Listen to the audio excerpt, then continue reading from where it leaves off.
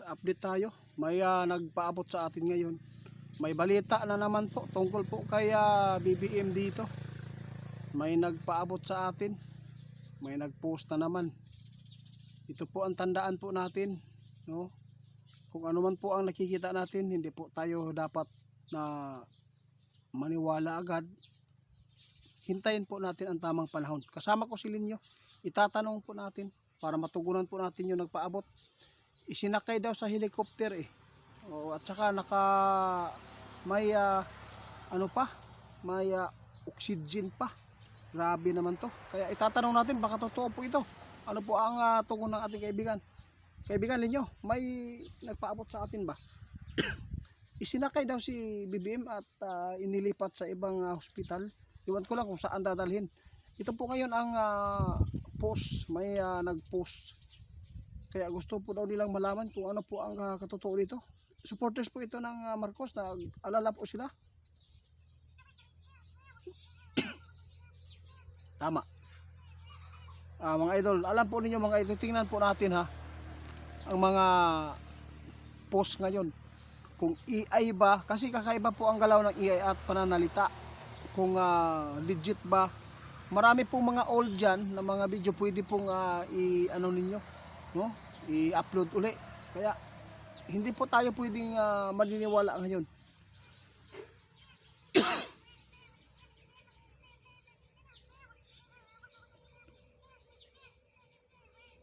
Oo nga. Mas maganda ipanalangin natin kung ano po ang nangyayari. Basta guys, ito po ang tandaan natin ha. May nagpaabot sa amin. Hintayin po natin ang tamang panahon na may magsasabi ng katotohanan.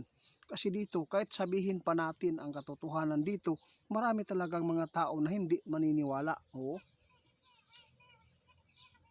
Salamat ninyo. Oo. Totoo yan. Kaya sa lahat po ng mga nagpo-post dyan, no, siguraduhin lang po ninyo na totoo, kasi mahirap po pag bumalik sa inyo yan. Delikado po ang kaso. Oo. Kaya nagbabala si kaibigan, kung sino man po ang makakita sa mga video, lalo na yung mga nakapanood sa ating video, lalo na si kaibigan ay may kakayahan na magpapaabot sa mga impormasyon. Tulad nito, hindi ko ito mapaabot guys kung walang magre-request. Ayaw kung hindi natin matugunan, kasi baka i-unfollow tayo mga idol, di ba? Kaya yun po ang ating paglilinaw. Kasi pinasa sa atin mga idol. Mayroon akong screenshot doon, ilalagay po natin sa thumbnail. Kasi naka helicopter, tapos may habol, tapos may kumot ba? Habol man na kumot. May oxygen sa ilong, nilagyan pa, inilipat daw si BBM. Grabe no? Tama si Linyo, sabi ng ating kaibigan, kahit sino siguro, no? Masasaktan nga yung mga nagko-comment na sa video natin, mga basher. Ito pa kaya na ginawa na talaga na mas masakit pa sa pagbabas, no? Mas higit pa sa pangbabas ito, kasi buhay na talaga ng ating Pangulo ang pinag-aano dito. Ito lang po, hintayin natin po kung alin dito, kung sino po ang karmahin dito sa kanila. Mga idol, hintayin natin, hindi po natin pangunahan. Kaya sa lahat po na magtatanong, tingnan po natin ang mga video ng mga old o unsa man nakatinuod.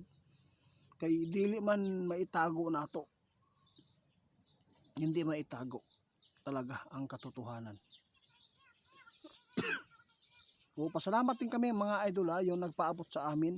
Maraming salamat po sa inyong tiwala sa ating kaibigan, na ito po ay ipinapaabot ninyo na ang mga update na nakikita po ninyo. Kaya agad-agad kayong nagpaabot. Hindi po tayo pwede agad maniniwala mga idol. Hintayin na lang po natin ang tamang pa. Ito po, BBM supporters po ito nagpaabot. Ito lang ang masabi ko, ipanalangin ninyo. Sana hindi mangyari. Kasi kahit ano pang isipin ng tao na ito po ay malaking naitulong ni BBM, hindi naman po bulag ang Panginoon na makakita. Siya po ang ating sandalan, siya po ang ating magbigay ng pasya kung alin sa kanila ang totoong nagmamalasakit sa taong bayan, si BBM ba o si Sara Duterte. Kasi ngayon mga idol, ang binabantayan po yun sa social media at sa mga mga katabi ni BBM, yung mga magpapakalat ng isyu, yun po ang kanilang agad-agad kakasuhan.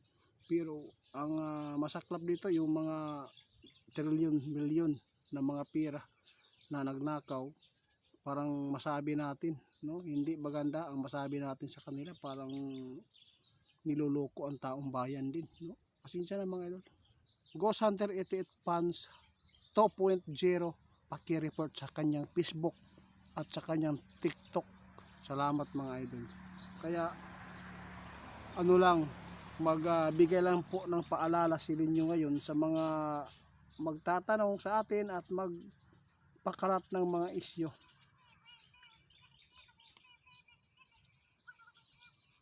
Salamat. Ito ang sabi ng ating kaibigan. Hintayin na lang natin ha kung ano man po ang mangyayari sa mga balita. Hintayin po natin kasi hindi talaga laruan ang buhay ng tao. May mga pamilya silang nasasaktan. Huwag natin pangunahan. Hintayin po natin ang tamang panahon na ang Panginoon ang maghusga. Alin dito, kung sino dito ang mauna o basta kayo na lang po bahala. Mga idol, kami ay bilang content creator, lalo na nagpapaabot tayo.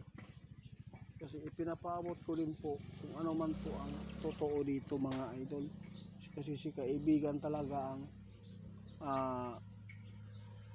tinatanong ko kung ano po ang nakikita nila. Maraming salamat mga idol ha.